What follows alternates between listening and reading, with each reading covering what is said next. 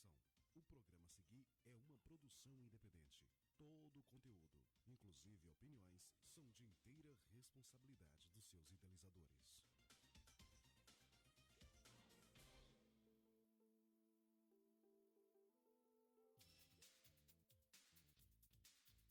No ar, JF Cast, seu programa de saúde e bem-estar associado a um bom bate-papo, promovido por nossa equipe de podcast da Associação Joelísio Fraga Mieloma Múltiplo. Agora JF Cast com Joelísio Fraga.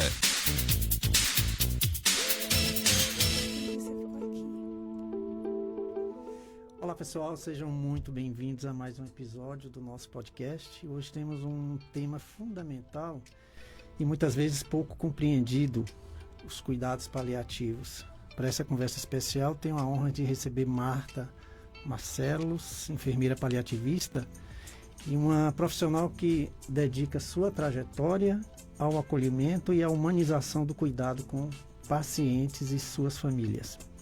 Vamos entender melhor o que são os cuidados paliativos, quem pode se beneficiar e como iniciativas como o primeiro café paliativo de Vitória da Conquista, que será no dia 4 de abril, estão ajudando a levar informação e sensibilizar a sociedade sobre esse tema tão importante.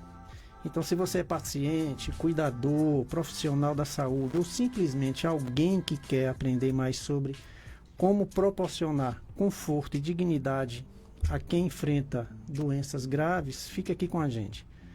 Marta, minha querida, seja muito bem-vinda. Obrigada, boa tarde, mais uma vez aqui com você, sempre um prazer, boa tarde para todo mundo. Pois é, ela já esteve aqui no início, tem 9 meses. Tem mais ou menos isso. Mas 9 meses que Marta esteve aqui e, como da primeira vez, eu faço a mesma pergunta. Quem é Marta Marcelos? A Marta Marcelos é uma enfermeira paliativista e que procura cuidar mesmo de pacientes que têm doenças graves e que ameaçam a vida, né? A gente está aqui para poder, eu pelo menos estou aqui para poder servir e isso já é um fato, já é entendido, né? Então, Marta Marcelos é essa profissional. Pois é, competente demais, gente. Ó, vamos estar falando, além dos cuidados paliativos, vamos estar falando também do primeiro café paliativo de Vitória da Conquista. Né? Lembrando que esse podcast está ao vivo na Melodia FM 87,9, no Instagram, na nossa página, lá, a Joelísio _Fraga. E depois do programa ele vai estar disponível também no YouTube e também no Spotify. Então vamos lá. Vamos lá. O que são os cuidados paliativos, Martinha, e para quais os pacientes eles são indicados? Bom, o cuidado paliativo hoje ele é uma especialidade, né? Mas ele era antes só um manejo, um tipo de assistência, né? Para pacientes que têm doenças graves que ameaçam a vida. E os cuidados paliativos é uma assistência ampliada, é uma assistência que visa... A gente trabalha com princípios, não trabalha com protocolos. Então, o nosso objetivo do cuidado paliativo é tratar a dor, né? Tratar o sofrimento, aliviar o sofrimento das pessoas.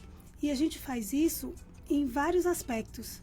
Então, a gente faz isso tanto no aspecto familiar, como espiritual, como social, né? Como emocional e o físico também. Então, o cuidado paliativo ele é um cuidado centrado na pessoa. Né? Diferente do cuidado que a gente tem hoje em dia, que é um cuidado centrado na doença. Então, hoje a gente tem cuidado paliativo, é um cuidado centrado na pessoa. Então, e a gente não cuida só do paciente, a gente cuida do paciente e da família. Porque quando adoece uma pessoa com uma doença grave que ameaça a vida, adoece sua família junto. Então, a gente tem várias questões em cima desse adoecimento. É um sofrimento muito grande para todo mundo. Em Sim. todas essas áreas, né? Então, os questionamentos são muito grandes. E existem sofrimentos que já são inerentes a essa situação, que a gente não vai conseguir eliminar, vai conseguir aliviar. Mas existem sofrimentos que a gente acaba construindo, pelo medo, pela falta de apoio, pelo não entendimento do que está acontecendo. Então, a gente acaba construindo vários sofrimentos, né? E o cuidado paliativo, ele visa trabalhar exatamente em cima do sofrimento. né? A gente costuma dizer que, a gente paliativista costuma dizer que onde tem sofrimento cabe cuidado paliativo. É uma área, né, da saúde que sabe manejar, que sabe cuidar, sabe lidar com o sofrimento, porque a gente cuida da pessoa, diferente das outras áreas, que são áreas que cuidam muito mais da doença, né? Sim. A gente tem hoje um modelo de assistência que é muito mais focado no diagnóstico do que focado no paciente. Eu tento, né, acho que da última vez que nós estivemos juntos aqui, nós tentamos falar sobre a questão de desmistificar essa ideia de tanto do câncer, né, quanto o paliativo, que não é fim, Não. que não é uma sentença, né? Na verdade, assim, quando você recebe um diagnóstico de uma doença grave que ameaça a sua vida, você vai ficar, vai mexer em todos os setores da sua vida. Sim. Então, vai ter sempre você como paciente, Sim. né? Vai ter sempre aquela questão, a questão social, a questão do trabalho, né? Familiar. A questão espiritual, a familiar. E assim, a gente às vezes acha que cuidado paliativo é para paciente que está morrendo, né? Ou que é para paciente que não tem nada para fazer. E essa é uma frase que não deveria nem ser dita por nenhum profissional de saúde, porque sempre há o que fazer, né? Eu posso não saber o que fazer, mas o fato de eu não saber o que fazer não quer dizer que não haja o que fazer. Sim. Né? Então, eu sempre gosto muito de bater nisso, que o paciente não pode ser nunca um espelho do que eu sei fazer. Sim. Né? Então, assim, se eu sei, eu posso às vezes curar o rim do paciente e não curar o paciente. Né? Então, às vezes, a que custo eu vou fazer isso? Não, mas eu só sei manejar a parte renal. Tá, mas o paciente é muito mais do que essa parte renal. Ainda mais um paciente com a doença grave que ameaça a vida. Sim. No fim, o fim estamos todos, né? Porque a morte ela é posta. Sim. E eu sempre falo que cuidado paliativo a gente fala sobre vida. Vida boa enquanto se tem vida. Né? Porque não precisa a gente falar da morte. Né? Ela não precisa ser chamada, eu falar não vai atrair. Ela é uma coisa posta, ela está com a gente diariamente. Entendi, não tem como fugir. Não tem como fugir. E quando você se depara com uma doença grave ou com câncer, que as pessoas têm o medo agora é o fim, é porque, socialmente falando, a gente não lida com isso. Né? Nós não somos preparados para envelhecer, quem dirá para morrer. Né? A nossa cultura não aceita Exatamente. a morte, né? A nossa sociedade é uma sociedade que acha que a morte é um fracasso. Agora que isso está mudando, a passos pequenos, mas está mudando. Né? Se envelhecer já é um problema, imagina morrer. Pois é. Eu fico imaginando quem está no hospital e vem você lá com aquele jaleco. Marta, Marcelo, paliativista. Ai, meu Deus, vou morrer. Estou morrendo, estou no fim. Não é que ninguém aguenta ver, ninguém quer ver, né? E assim, ninguém quer ver e às vezes... Mas eu acho que isso é muito culpa nossa, assim, profissional de saúde, sabe? Porque... Uma melhor informação. Uma melhor informação. Porque, às vezes, eu quero fazer cuidado paliativo dentro do que eu acho que é cuidado paliativo. Só que cuidado paliativo tem uma definição e eu preciso seguir essa definição. Então, às vezes, eu chego para aquela família e falo, olha, ele está em cuidados paliativos, a gente não tem mais nada para fazer. Isso não é cuidado paliativo. Sim. Né? Você está sentenciando ali, né? Exatamente. Foi uma tentativa... não muito feliz daquele profissional de associar cuidado paliativo a não ter mais nada o que fazer. Sim. Né? E ainda tem essa ideia, né, exatamente, Marta? Todo mundo pensa que, tem muitos profissionais, que é assim. Né? Né? E assim, um embate que a gente tem, que não chega nem a ser um embate, mas assim, aquele trabalho de formiguinha, é fazer os profissionais entenderem que cuidado paliativo é uma assistência ampliada e não uma assistência reduzida. Né? Eu escuto, o paciente está em cuidados paliativos, não vou entubar, não vou ressuscitar, não vou fazer antibiótico, né? E pelo contrário, o paciente está em cuidados paliativos, tudo depende de como ele está, porque Sim. eu não vou olhar para a doença, eu vou olhar para ele. Então, se ele tem uma febre e tem uma infecção, eu não vou colocar um antibiótico nele, por quê? Mas é um paciente que está em fim de vida. Mas é um evento agudo, eu consigo mudar isso. E se eu consigo mudar isso, não tem sentido eu sentenciar o paciente porque a doença dele é grave e ameaça a vida dele, não tem cura. Né? Ele não é a doença dele. E aí a gente vê muito isso nos hospitais. Eu tenho certeza que na tentativa de acertar, na tentativa de fazer por onde, né, eu acredito muito que algum cuidado paliativo é melhor do que nenhum cuidado paliativo. Mas é cuidado paliativo mesmo, não é o que eu acho. Sim, interessante que nós temos no grupo com pacientes que estão em cuidados paliativos, estão melhor do que a gente. Não, entendeu? Não, e a gente vê casos que o paciente entra no tratamento, no cuidado paliativo, pensando que vai morrer, e melhora e vai embora para casa e está vivendo bem. Não tem isso? Tem, porque assim, o cuidado, ele transforma, né? Isso Sim. é um fato. Não precisa nem eu falar do cuidado com relação à saúde. O cuidado, ele transforma. Quando você começa a se cuidar, vamos para a parte estética, que é uma parte bem didática. Quando você começa a se cuidar, começa a cuidar do seu cabelo, da sua pele, você se sente melhor. Sim. Né? E quando você se sente melhor, você se apresenta melhor, você vive melhor. Imagina um cuidado que vai mexer com a sua saúde. Né? Então, assim, não ter dor é um cuidado. Uma pessoa com dor... Ninguém merece dor, não. Fisiologicamente, a quantidade de substâncias, de toxinas, né, que ela libera, de hormônios que ela libera, são muito tensos. A gente sabe como o corpo fica.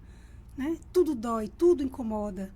Né? É uma dor total, é uma dor generalizada. E quando você consegue tirar essa dor, é óbvio que esse paciente vai viver melhor. Sim. E se ele vai viver melhor, ele vai viver mais. Né? Então, a tendência de quem tem assistência de cuidados paliativos é viver mais. As pessoas às vezes falam assim, eu tive uma paciente há pouco tempo, um paliativista me encaminhou, é um paciente em fim de vida, ok. Eu fiquei 1 ano e meio com a paciente. Eu fui lá só para passar uma sonda, e aí a família me chamou para poder ir uma vez por mês, e a gente manejou essa paciente 1 ano e meio. Então, era uma paciente que era um fim de vida, a expectativa, né, do profissional de saúde, de 30 dias. Então, assim, ela passou Natal, ela passou Ano Novo, ela conversou. Quantas pessoas da própria família já morreram antes dela? Exatamente, tem isso também, né? Como os cuidados paliativos podem melhorar a qualidade de vida dos pacientes e suas famílias? Ele melhora principalmente pela comunicação, né? Eu acredito que a comunicação, ela transforma muito a assistência. Uma comunicação correta, porque a gente não sabe se comunicar. Né? A gente não sabe, a gente aprende, a gente precisa aprender. A gente precisa entender as nossas deficiências, né? E se comunicar é uma dessas. O fato de eu falar não quer dizer que eu estou me comunicando. Sim. Então, através do cuidado paliativo, além de eu fazer esse paciente, essa família, entender o contexto daquela doença, o contexto em que ele é inserido, eu consigo, através de ações mesmo, de manejo de sintomas, né? De manejo de dor, de assistência, de passar por algum especialista, de dar atenção ao que é importante para aquela pessoa. Às vezes, alguns manejos assistenciais, psicológicos, tudo isso eu vou fazer a pessoa entender que ela é muito mais que aquela doença. E eu vou fazer aquela família ver que aquele pai, aquela mãe, não é o doente. Ele está doente. Ele não é a doença. Ele está doente. Ele está com a doença, né? Então, a gente tem muito isso. As pessoas saem do consultório e falam assim, vai morar lá em casa. Minha mãe, você vai lá para casa, sabe? Tá com metástase, assim.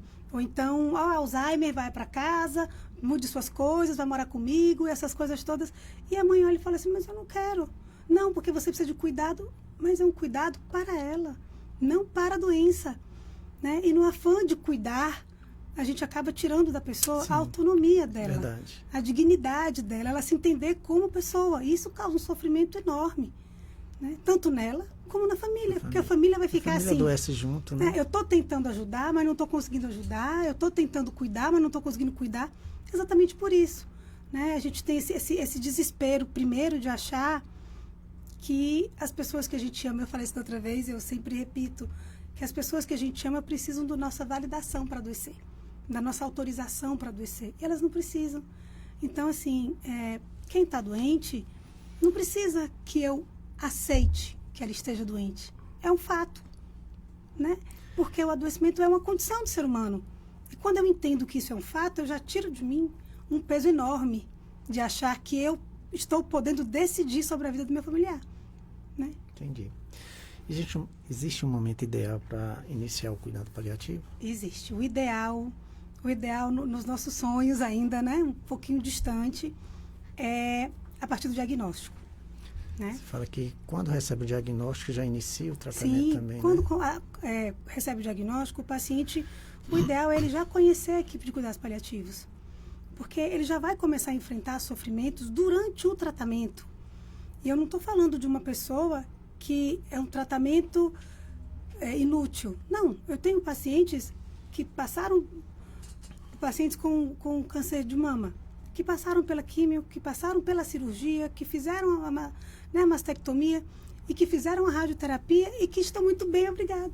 Isso já tem 5, 6 anos, né? Tiveram remissão e por isso eles não são mais pacientes de cuidados paliativos. Você não vai despalhar uma pessoa, é uma assistência, né? São pacientes que eu visito muito menos, mas são pacientes que ainda têm os sofrimentos dele pela própria doença, mas não precisa mais de mim, como precisou de mim no começo. Então, assim, no diagnóstico pode ser desse jeito e pode ser um paciente em que a progressão dessa doença vai realmente levá-lo ao fim de vida de uma maneira mais rápida. E ele conhecer a equipe de cuidados paliativos, ele ter acesso a isso e ele saber que existe alguém para além daquele tratamento é muito importante. Porque quando você vira para o paciente e fala o tratamento não funcionou, né? Porque tem muito isso, não foi como a gente esperava, você está matando o paciente mais uma vez, porque o diagnóstico já faz isso, né? E quando ele entende que não funcionou como a gente esperava, mas, né, a gente tem a equipe de cuidados paliativos que você teve contato lá atrás, ou então que vem te visitar todos os meses para saber como você está, a partir de agora eles vão ampliar a assistência deles, porque é muito mais importante para você nesse momento a assistência deles do que tentativas frustradas, né, de eutanásia mesmo, de curar um pedaço da pessoa. Entendi. Né? Como é que lida com o tabu da morte ao conversar com o paciente e os familiares? Olha, quando eu comecei... Eu sou doula da morte também, né? Sim, a gente tinha uma pergunta sobre isso daqui para frente. Mas aproveita e fala, e já fala aí, o que é doula da morte?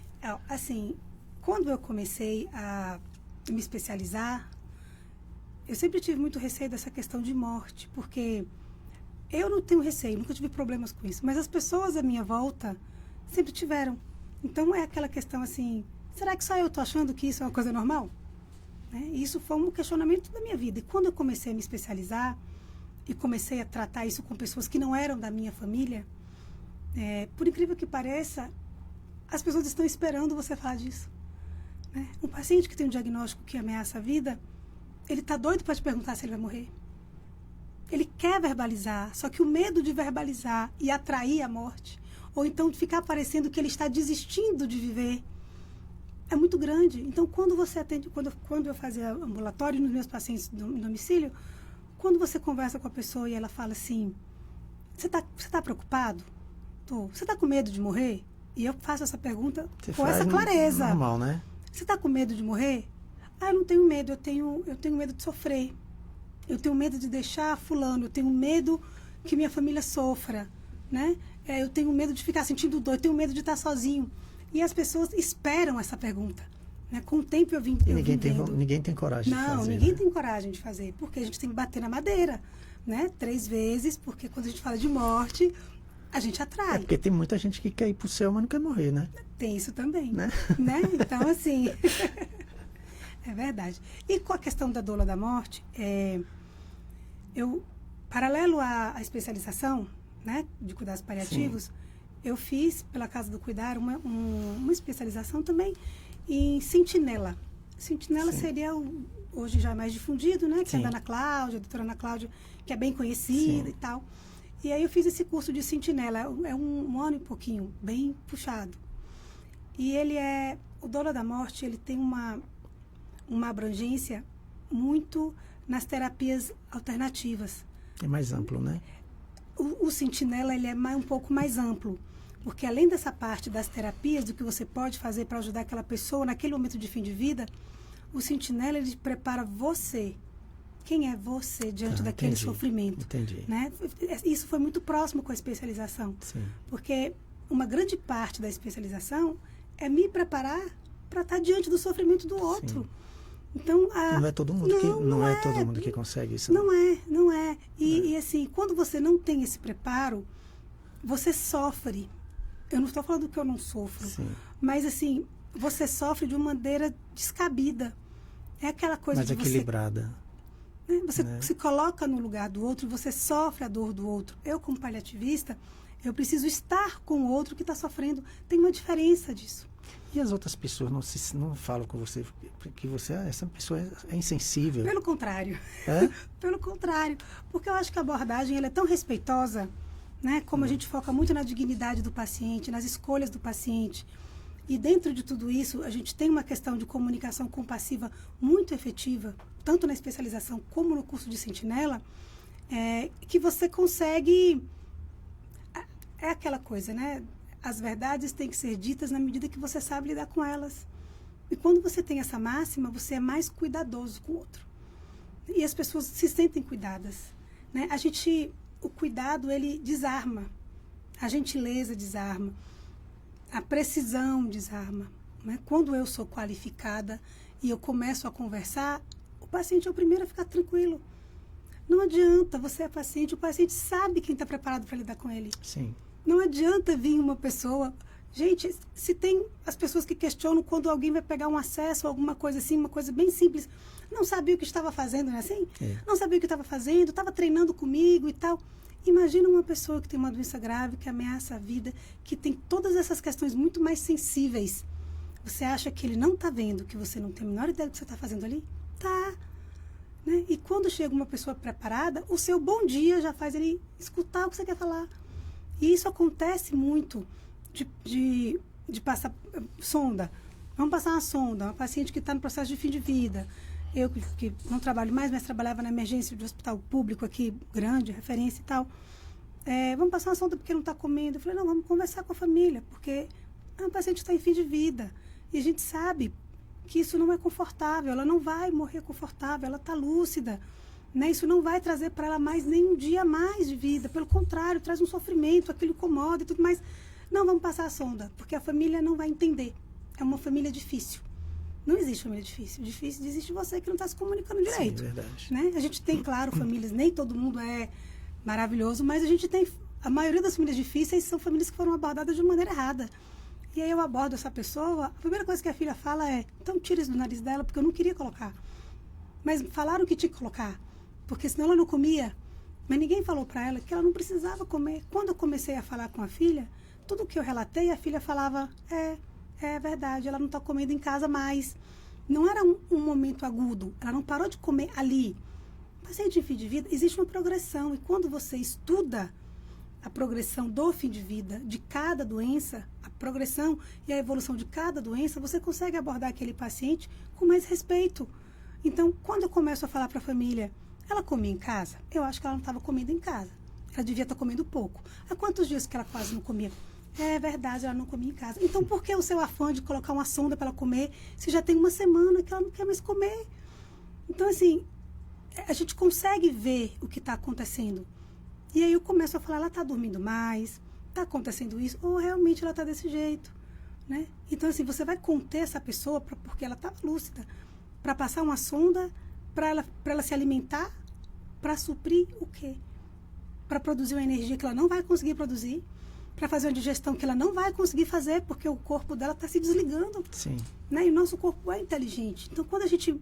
Eu sou muito...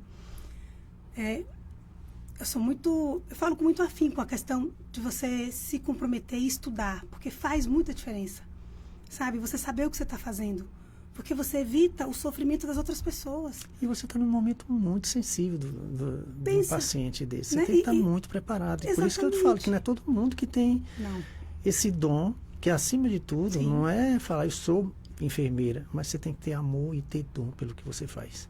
Porque se não tiver esses requisitos, não adianta. Sim. E assim, quantas pessoas se preparam e viram péssimos profissionais de saúde? Sim, nossa, mas se prepararam. Muitos na mesma instituição que eu, né? Então, assim, é renomada e tudo mais, mas não são bons profissionais. Né? Então, assim, o seu compromisso no que você decidiu fazer, ele tem que ser singular, tem que ser uma máxima. E você não esquecer disso durante a sua vida. Porque o profissional de saúde tende a ter, em algum momento, um esquecimento do motivo dele estar ali. Né? você vai nos hospitais e as pessoas estão ali por qualquer motivo, menos pelo paciente. E o único motivo da gente existir é o paciente, não é o contrário. O paciente não existe para suprir uma necessidade da enfermagem, uma necessidade da medicina. Não! A medicina existe para suprir a necessidade do paciente. A enfermagem existe para suprir a necessidade do cuidado do paciente.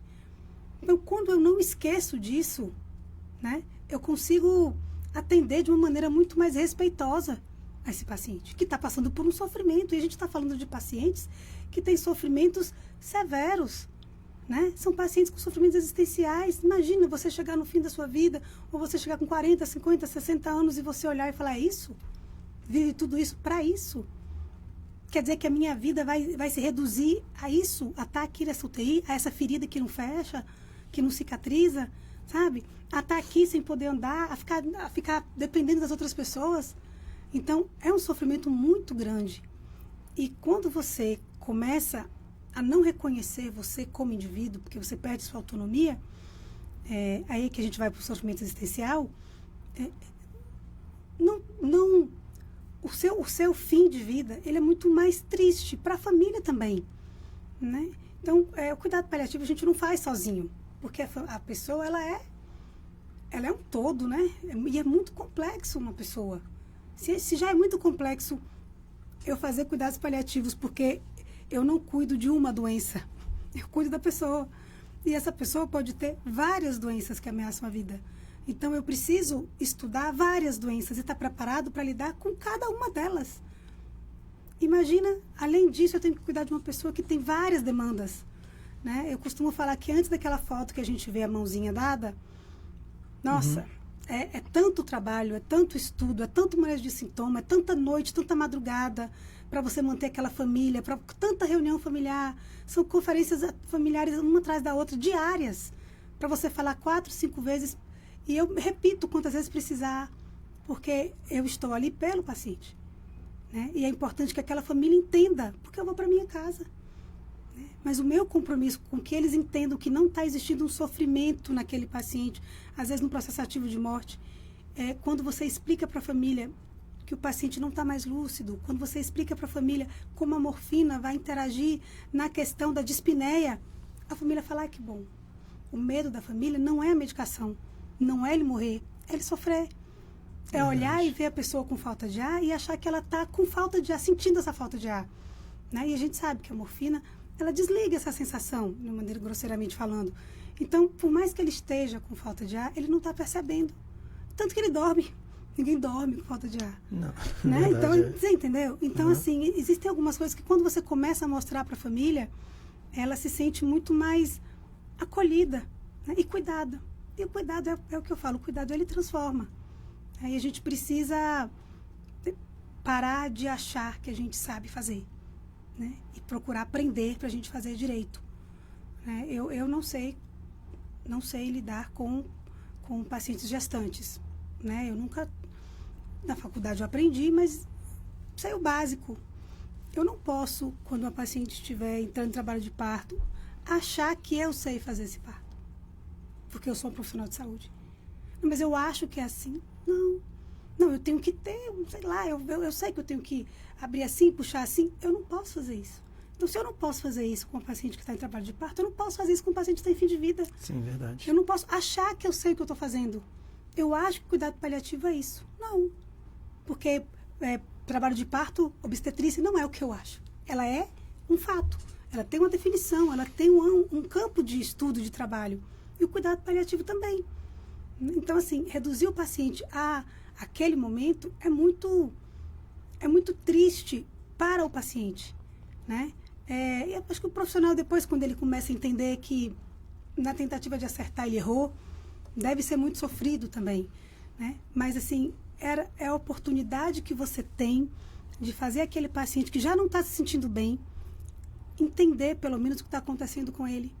E aí você só olha e fala, olha, você sabe que está grave, que é outra coisa, né? As pessoas estão morrendo, muitas vezes porque a doença progrediu, mas outras vezes porque elas estão morrendo, né? A gente morre. Então, assim, elas estão morrendo por uma condição fisiológica. E aí você fala, ele está grave. Eu falei, ele não está grave, ele não está doente. ele não está grave porque ele está morrendo. Ele está morrendo. Se ele não tem uma doença de base que está progredindo e ele está morrendo por uma questão fisiológica. E uma questão fisiológica não é grave. É o percurso natural da vida. Né? E quando você fala para a família que está grave, a família realmente acredita que é uma coisa que pode ser resolvida. Né? Porque quando você fala que está grave, tem a melhora. Né? Do Pode grave, sair eu disso, tenho né? melhora. Pode sair da né? gravidade. Exatamente. Né? E quando eu falo para aquela família que, olha, esse paciente, quando é realmente fisiológico, está no processo de fim de vida. Aí não tem né? saída. Vamos olhar para esse paciente. Fala para mim um pouco dele, que é uma coisa que é o que faz muita diferença. Uma escutativa, sabe? E eu não estou falando de horas. Estou falando de 2 minutos, 3 minutos. Escuta o que aquela pessoa tem para falar. Olha, eu tenho 5 minutos para ficar com você. Você vai me falar o que está te incomodando mais. Como é que eu posso te ajudar? Conta para mim quem é você. Conta para mim quem é sua mãe. Porque eu não conheço a sua mãe. E nesses 2, 3 minutos você vai entender que a sonda não cabe naquele momento. Que às vezes liberar uma visita ou outra vai melhorar muito mais do que a sonda. Vai trazer muito mais tranquilidade para eles do que a sonda. Né? Então, assim, a gente precisa aprender isso. E quando eu falo da escutativa, ela faz uma diferença grande na assistência. E a gente não costuma escutar. A gente fica observando que você é muito mais psicóloga também do que a enfermeira, né? Porque aí você mantém um controle emocional, o controle da família, né? Às vezes o paciente está inconsciente lá, mas você controlar ali a família, você tem que ter muito jogo de cintura. Sim, muito jogo de cintura. Né? Com relação... E assim, a especialidade de cuidado paliativo, quando eu fiz, né? E acho que a maioria dos cursos que eu conheço, que tem uma qualificação, né, um renome, não existe cuidados paliativos profissional. Não existe para enfermeiros, para psicólogos, para médicos. Agora que eu vi até uns paramédicos, eu até estranhei. Porque, assim, cuidado paliativo, ele não se faz sozinho. Né? E como a gente abarca esse campo, né, todos esses sintomas, todos esses aspectos, eu preciso saber validar as necessidades do meu paciente. Então, eu preciso saber validar as necessidades psicológicas dele, as sociais, as físicas. Eu preciso saber validar as espirituais. E eu não sou capelã, e eu não sou psicóloga, e eu não sou assistente social. Só que eu sou um vínculo com aquele paciente. Sim. E eu não posso perder esse vínculo. Você acaba sendo isso, sabia? Mas assim, a gente começa a abordar. E o ideal era, a partir dessa abordagem, ele ser encaminhado. Sim, tem vários... Exatamente. Por vários, então, assim, eu né? vou falar da parte espiritual, da parte social, vou falar da parte psicológica, emocional dele. Eu não vou conseguir aprofundar isso com esse paciente. Né? Eu vou chegar no raso, porque a mente da gente ela é muito poderosa e eu não tenho habilidade para isso. Eu tenho habilidade para outros manejos, para outros sintomas. Né? Eu tenho habilidade para a parte física, para a parte do cuidado, para a parte de validação, até para a parte dos caminhos que você vai tomar para determinada assistência, para determinado psicólogo. Mas aprofundar isso, que é a questão do psicólogo, eu não tenho capacitação para isso. Né? E eu preciso entender a minha limitação. Mas a minha limitação não pode ser deixar de assistir esse paciente. Então, eu preciso aprender a validar. Por isso que não tem especialização em cuidado paliativo de uma maneira separada. Porque todo mundo tem que aprender a validar as necessidades de todas as áreas para poder, a partir dali, encaminhar esse paciente. Marta, uma equipe, assim, para ter um trabalho paliativista de excelência, tem que ter uma equipe multiprofissional, né? Tem que ter. Não se faz cuidado paliativo sozinho. Né? Não se faz. A gente às vezes brinca com essa questão de equipe, mas é assim... Equipe. Não se faz, porque eu preciso de psicólogo. Uma equipe básica, uma equipe rasteira, é um médico, um enfermeiro, um psicólogo. Eu preciso de um fisioterapeuta. Olha a diferença que isso vai fazer na vida de uma pessoa, Sim. no fim de vida de uma pessoa. E às vezes durante o tratamento, quantos pacientes oncológicos, quantos pacientes com demência que a gente consegue ver que ao longo do tratamento, ao longo da vida e do caminho dele, tem toxicidades pulmonares inúmeros. Para tudo, corpo pneumologista. Né? Para tudo teve uma falta de ar. Acordou à noite sufocando. Então, quantos pacientes? Fora os pacientes que têm dispositivo. Que às vezes fica o cuidado fica na mão da família. Você vai aspirar, né? A gente teve o caso, né? Que você vai aspirar, você vai medicar, à noite você vai usar a sonda. A gente pode aprender? Claro que a gente pode aprender, né? Mas não é o papel dela, não é o papel da família. Né? Não deveria ter essa sobrecarga a mais na família. Imagina uma família que tem uma paciente que está com a sonda e essa paciente broncoaspira. Imagina a culpa dessa filha, a culpa desse familiar que administrou aquela dieta achando que estava correto. Né? Então, assim, é uma deficiência do sistema. É uma deficiência nossa. Né? E cuidado paliativo não se faz só. A gente precisa de outros profissionais também qualificados, até para poder seguir o mesmo caminho. Como é que eu sou enfermeira paliativista e fico sozinha, tentando falar para os médicos, para os outros enfermeiros, para os fisioterapeutas, que aquela conduta para aquele paciente não é a conduta correta naquele momento. Se eu não tenho pessoas que tenham, eu não estou falando de visão, que tenha a mesma visão que eu, não, que tenha uma qualificação para entender aquele paciente como um todo e como as necessidades que ele precisa como paciente de cuidados paliativos, eu vou ficar muito solta. E então, o que eu vou conseguir fazer? Eu vou conseguir fazer o que está no meu alcance. Mas o paciente não é só um cuidado que eu posso dar. Ele tem uma prescrição médica que não sou eu que faço. Sim. E que não é um paliativista que vai dar. E que vai de encontro a tudo aquilo que eu estou fazendo. Ele vai ter uma assistência de um psicólogo ou de um fisioterapeuta que estão olhando para ele como uma doença, como uma pessoa doente, que não estão olhando para ele como um indivíduo. Então, vai de encontro com tudo aquilo que eu estou fazendo. Entendi. Né? Olha, eu quero dar um abraço aqui para a Dulce, lá de Campina Grande, minha querida. A Dedeco lá de... Eu não sei onde ele está. Ele sonda no mundo. Né? Ele é da Flamedula. Né? Ele é lá do Rio de Janeiro, mas mora em Fortaleza. Grande abraço, meu querido. Sabe que estamos juntos aí, viu? Pode contar com a gente aqui. Vamos falar agora sobre o café paliativo. Senão o tempo passa, né? O tempo passa rapidinho. Vamos falar. Né? Ô Marta, o que motivou a criação do primeiro café paliativo de Conquista? Engraçado, né? O que motivou a criação? O café paliativo, ele já é um evento que inclusive foi criado na Bahia, né? É um evento de integração e de conversa sobre cuidados paliativos. A intenção do café paliativo é esse. Aqui em Conquista nunca tinha acontecido um café paliativo. E o que motivou a gente buscar isso é exatamente o dia a dia. Você vê o sofrimento da outra pessoa e você vê que muitos profissionais estão interessados, mas não sabem também por onde começar. E conversar é um primeiro caminho. Escutar é um primeiro caminho. Né? O profissional olhar e falar assim, não estou fazendo tão certo. Né? Ou olhar e falar, não, realmente eu tenho que aprender a escutar mais. Não, olha, não dá para mim. Não vou mais nesse caminho porque não tenho condições de lidar com o sofrimento. Então, a intenção de trazer esse primeiro evento para cá foi uma necessidade do dia a dia mesmo, de ver como as pessoas precisam. Nós somos a terceira maior cidade da Bahia. A Bahia tem o primeiro hospital de cuidados paliativos público do país. Sim. Nós, a Bahia, somos vanguarda em atendimento domiciliar, em melhor em casa. Ele é referência em muitas coisas, né? Em cuidados paliativos, ele é vanguarda de uma maneira assim, muito grande. E Vitória da Conquista não tem. Você não vê essa movimentação.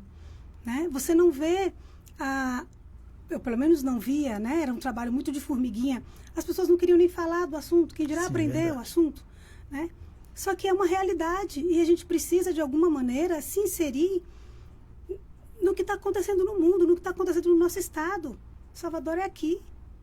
Né? Quantos pacientes eu já recebi aqui que iam para um hospital de transição em Salvador e a família descobriu, por algum motivo, que tinha uma enfermeira paliativista aqui e que dava assistência aqui, em fim de vida. Muitos ficaram aqui, a família veio para cá. Sim. Mas outros foram para lá e ficaram distante da família, da casa, dos amigos, porque no afã de cuidar. Né? E assim, a gente precisa aproveitar esse momento de conversa, né, para entender o que está acontecendo fora daqui. Por isso que a gente está trazendo o Dr. Vitor, Sim. que é o presidente da Academia Estadual de Cuidados Paliativos, é paliativista, e é uma pessoa muito renomada, né? E lá a gente vai conversar, eu vou conversar um pouco. Vamos estar com ele aqui dia 4. Dia 4, Nós vamos bater um papo com ele aqui, vamos fazer um podcast bem interessante com ele. E aí, assim, a gente vai abordar um pouco sobre conquista, sobre o meu dia a dia, o dia a dia de Vanessa, que também está com a gente, Sim. né? Que é psico-oncologista. E a gente vai abordar esses nossos sofrimentos, inclusive com Carminha, da Casa do Amor, para a gente poder, você, né? Todo Carminha mundo vai junto. estar lá também, Sim. Nossa. Sim. E aí, para depois disso, dessa nossa entrada, doutor Vitor vem falar o que está acontecendo na Bahia, né? E como é que a gente vai se inserir nisso daí, o que está acontecendo no país. Nós temos políticas públicas de cuidados paliativos. Vai fazer 1 ano agora em maio.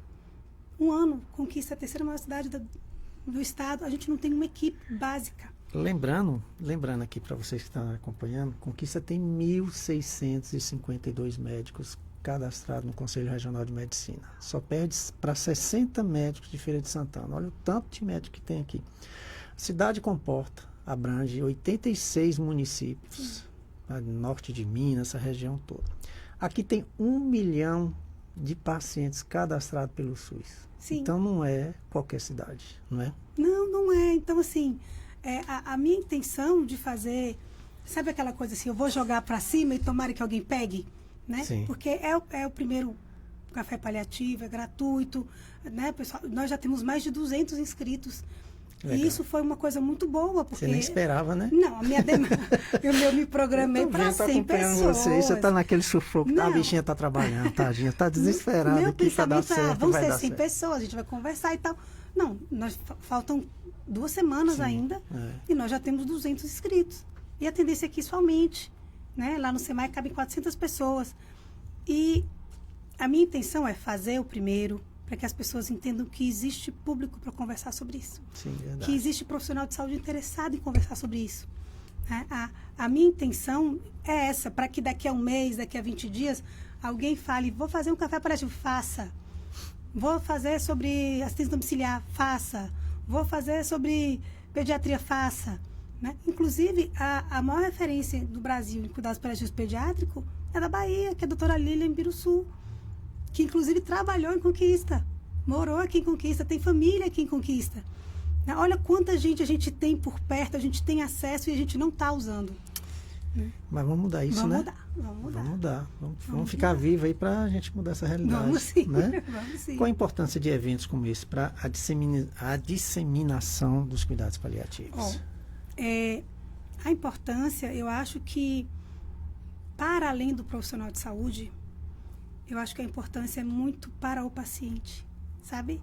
Ele vê que as pessoas estão procurando estudar, estão procurando descobrir, estão procurando falar sobre uma forma de cuidado, sobre uma especialidade que vai melhorar a qualidade de vida dele.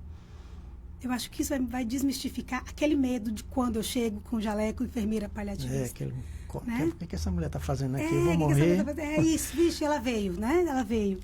E, na verdade, assim, eu acho que até para os médicos conversarem com seus pacientes, até para esses pacientes se sentirem confortáveis, eu tenho muitos pacientes que vão, muitos familiares que vão, inclusive muitos familiares são patrocinadores do evento. E eu achei isso muito, muito interessante. Não tem nada a ver com a saúde, tem empresas que não tem nada a ver com a saúde. E falaram, não, a gente quer porque nossa mãe, nosso pai, a gente viu que isso funciona, a gente viu como isso foi importante para a gente naquele momento. As pessoas precisam entender que isso existe, né? E é uma assistência que hoje é muito distante de todo mundo, né? Da grande maioria, apesar de ter políticas públicas do SUS relacionadas a isso. A doutora Natália Paim está aqui também na sala. Oi, doutora. Viu? A gente conversou na estante. Depois eu vou chamar ela para bater um papinho, porque eu já está intimada, viu, doutora? Pronto. Para bater um papinho aqui sobre pneumologia, sim, né? Sim. Então vamos lá. Quem que pode participar desse evento? É um evento gratuito, tá? A gente, no início, a demanda era mais para profissional de saúde, mas assim, não existe esse limite. Não tem um público-alvo, não. Né? Nós vamos falar sobre cuidados paliativos. E nós vamos falar sobre cuidados paliativos de uma maneira muito objetiva e muito didática. Abrangente também. Muito abrangente. Sim. Né? Então, tem muito estudante das áreas da saúde que estão lá. Eu faço parte de algumas ligas. E eles estão todos lá. Tem muita gente, muito técnico, muito enfermeiro, muito profissional de saúde já formado, muito profissional de saúde que não atua na área, né? E tem muito paciente, muito familiar de paciente também. Então, é um evento, ele não é para um tipo de público. Nós vamos falar sobre cuidados paliativos. Sim. Né? Nós estamos ali para ouvir. Tanto que a gente vai ter Carminha, que tem uma vivência incrível. Carminha não podia estar fora, não. De jeito nenhum. Né? E ela não é profissional de saúde. Não. Né? Não, então, assim, só que ela fala para todo mundo ouvir. Então, doutor Vitor, nós vamos conversar, Vanessa, de uma maneira muito clara. Do jeito que eu estou conversando aqui com você. Né? Não é uma aula, não é uma coisa... tanto que não é teórica, que as pessoas pediram certificado. E eu falei que não tinha certificado. É um bate-papo. É para você isso, você está interessado em escutar aquilo ali. Sabe? A gente pode fazer depois um evento mais específico para alunos, para enfermeiros, para médicos, sem problema nenhum. Mas nesse primeiro momento, a intenção é a maior quantidade de pessoas que quiser ouvir e falar sobre cuidados paliativos, dos curiosos aos interessados. Todo mundo é muito bem-vindo lá. Dia 4 de abril, às 7 horas. 19 horas no lá SEMAI. No SEMAI. Tem que fazer a inscrição no linkzinho lá do @Café Paliativo VCA. No de Joelise também tem, no meu também tem. Então, o que vai ser abordado na conversa com o Dr. Vitor? Na verdade, ele vai vir para dar um panorama dos cuidados paliativos na Bahia. Né? Ele vem para poder mostrar para a Conquista que ela consegue se inserir nesse caminhar que está acontecendo. Né? Que ela consegue se inserir, porque às vezes os próprios profissionais acham que é tudo muito distante, e não é. Né? E trazer o Dr. Vitor aqui é deixar claro que a Academia Estadual de Cuidados Paliativos reconhece que a gente existe. Né? Reconhece que a gente está tendo interesse em se movimentar. Isso é importante. É importante você ter Conquista participando do que está acontecendo no Estado. É muito triste você ver cidades muito pequenininhas que têm serviço de cuidado paliativo e aqui não tem. Marta, eu conheci você, me falaram de você no Rio de Janeiro. Nossa. E você aqui, a gente coladinho aqui, eu não sabia de você. Eu soube lá no Rio de Janeiro, a gente estava no evento e falando sobre tratamento paliativo e tal. Falou, conversa com essa menina aqui lá de Conquista. Aí, tá vendo? Nem eu sabia que estava tomando assim. No Rio de Janeiro, me falaram lá. Mas isso é muito bom, porque assim... Porque existe uma consciência lá fora muito maior do que aqui. Né? Né? Então, aí a diferença está aí. Então, como eu falo, a nossa associação, a nossa ONG está lá no interior de São Paulo, que é lá em Lins. Lá no interior de São Paulo. Tive que sair daqui para ir para lá, porque lá tem uma consciência melhor do voluntário, do respeito ao paciente. Lá vive o câncer, entre aspas, né? Lá vive. Ali nós estamos em parceria lá com Jaú, com Barretos, Marília, Bauru, São José do Rio Preto. O Amaral Carvalho mesmo. Nossa, é uma bênção, caiu do céu para o nosso trabalho social. Né? Hoje é o nosso maior parceiro. Existe lugares lá dentro do hospital que só a nossa associação entra. Então a gente tem esse privilégio. Então a gente foi conhecendo mais ainda o trabalho paliativo lá. Um paciente nosso, parceiro nosso que tem o mieloma, saiu de São Carlos, São Paulo, e foi para lá, para Bauru, para Jaú, para morrer. E lá tinha a doutora Daniele Cosme, que hoje está em São Paulo, que é nossa parceira também, um beijo para ela. Ela falou, você não vai morrer de jeito nenhum. E não morreu, e está lá, ó. Voltando, ele estava tetraplégico, entendeu? Estava mal, morrendo, muita dor. E hoje já está nadando, andando a cavalo. Claro, tem as limitações, mas nem se compara como antes. E o paliativo que está cuidando dele, né? E hoje quem cuida dele é a doutora Juliana Vitor, que ela é oncologista, que é a nossa embaixadora lá, né, da associação. Acompanha ele e dá qualidade de vida para ele. Mas é isso. Olha que legal eu isso, sempre né? falo, né? Cuidado paliativo não é sobre morte, é Não sobre vida. Sabe, é sobre vida boa. Essa paciente minha que tinha 1 mês, né, que chegou para mim para passar uma sonda por uma angústia familiar, porque ela tinha 30 dias e que ficou comigo 1 ano e meio, era uma paciente muito confusa e rebaixada neurologicamente, já tinha uma sequela de AVC. Essa paciente começou a conversar. Eu chegava lá, ela batia papo comigo. Né? Ela nunca teve uma escara, acamada, uma única filha cuidando. A gente não vê isso nem com home care. Desculpa, de vários planos de saúde que a gente vê. Não vê. Sim. Então, assim, o cuidado, ele transforma, ele muda muito a vida das pessoas.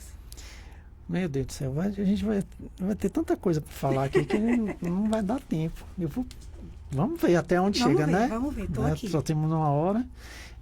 Como a sociedade e os profissionais de saúde podem se engajar mais ainda no tema dos cuidados paliativos? Eu acho que esse evento, ele é um primeiro passo, assim, sabe? Pequenininho, mas um primeiro passo dos profissionais e da sociedade se organizar, porque primeiro a gente precisa saber que esse tema existe. Depois a gente precisa saber que esse tema é viável de ser conversado. Então, nós estamos na parte do é viável de ser conversado, né? Então, ele existe, é viável de ser conversado. A partir daí, a gente começa a se organizar, né?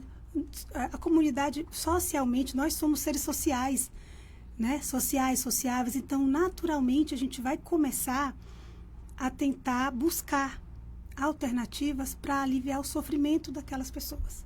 E quando você tem na sua mente, poxa, como eu vou fazer para aliviar o sofrimento dessa pessoa? Opa, tem cuidado paliativo, né? Do mesmo jeito que esses dias um pessoal de uma faculdade me ligou e falou: Marta, a gente está aqui, veio visitar uma pessoa e ela está com um ferimento, né, muito grande e tal, e tem cuidado paliativo na rede pública? Falei: olha, não. Tem alguém que pode vir aqui? Falei: eu posso ir, né? Não tenho problema nenhum. Mas não existe um serviço. Não tem um serviço. Falei: não tem. Nossa, que pena. E aí, na mesma semana, um pessoal da igreja, né? Muitas igrejas têm muitos projetos sociais, ligou e falou assim: Martinha, olha esse paciente aqui. E mandou um vídeo, um paciente numa situação bem complicada fisicamente. Como é que faz aqui agora? A gente pensou em você, né? Porque o que a gente pensou? Ele está morrendo. Então, é um paciente que não tem nada para fazer.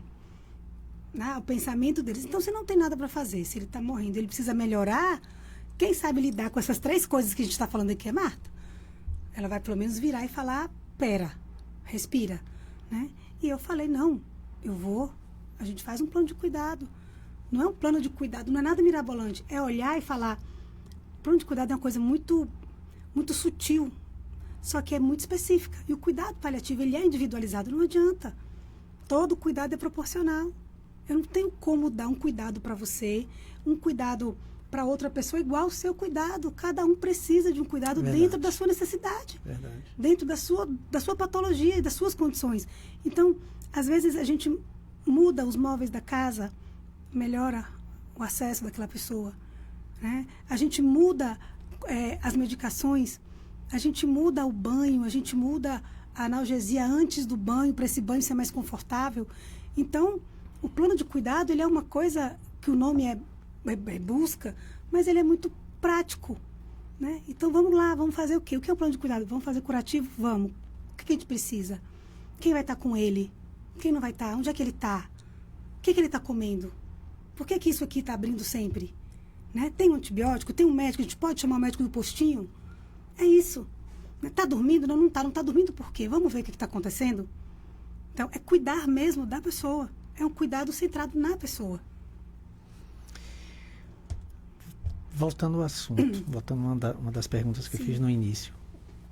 Vamos usar esse café paliativo para desmistificar, né?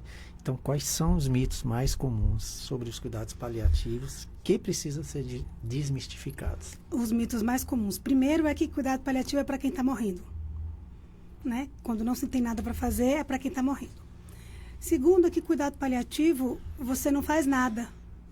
Nada. Você não medica, você não maneja sintomas, não. Cuidado paliativo, você só conversa, né? Isso é um mito muito grande. É só ter empatia. A gente escuta muito isso. E para além da empatia, né? São 2 mitos que a gente tem que são muito problemáticos assim, para a gente. E uma coisa que no dia a dia, como profissional de saúde, cuidado paliativo, ele não é baseado em protocolo. Então, é muito angustiante você ver alguns serviços e algumas pessoas, alguns profissionais, tentando, claro, assistir aquele paciente. Só que ao invés de olhar para o paciente, classifica o paciente dentro da doença que ele tem. E aí acontece exatamente aquilo que eu falei. Ao invés de você ampliar a assistência, você reduz. Porque é um paciente que não vai ser entubado, que não, e a família só escuta os nãos. Você pega o prontuário, tem vários nãos na prescrição. Né? E é um paciente que, às vezes, geralmente as doenças de base dele, a progressão daquela doença de base dele, deixa espaço para vários acometimentos agudos, que deixam de ser tratados, porque na hora que você foi fazer a prescrição, você olhou só para a doença de base. Então, às vezes, uma infecção urinária, às vezes uma questão, algum broncoaspirou, alguma coisa assim. Em cuidado paliativo, a resposta de tudo depende, porque eu preciso olhar para a pessoa, para o indivíduo. Né? E no dia a dia, isso é um mito.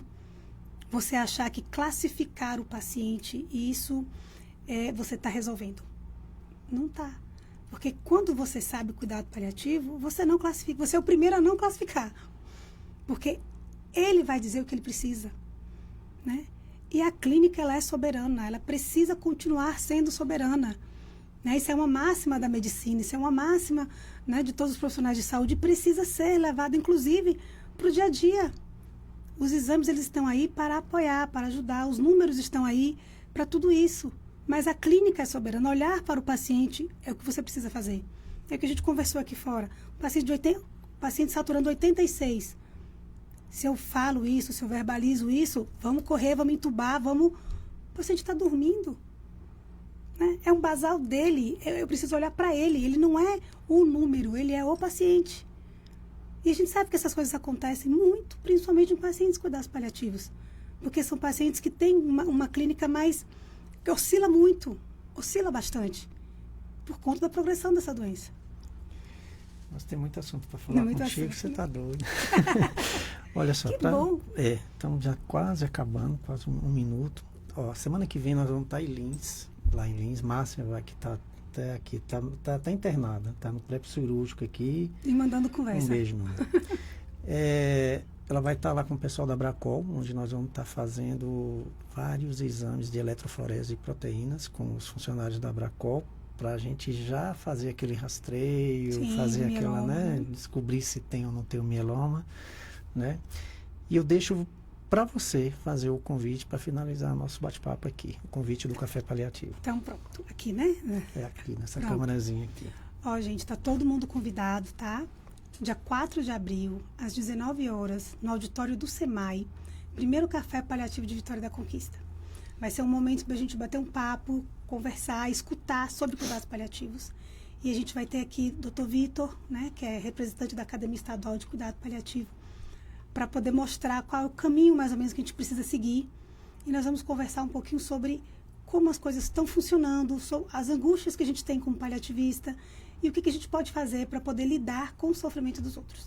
Todo mundo convidado, faz a inscrição no @Café Paliativo VCA, mas faz também no Instagram do Joelísio.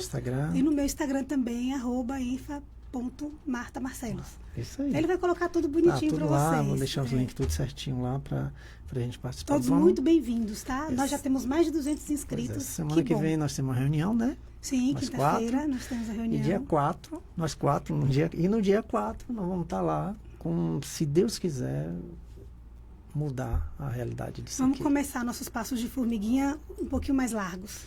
Isso. Um abraço. Obrigada, gente. Até semana que vem, se Deus quiser. Deus abençoe a todos. Tchau, tchau. Tchau.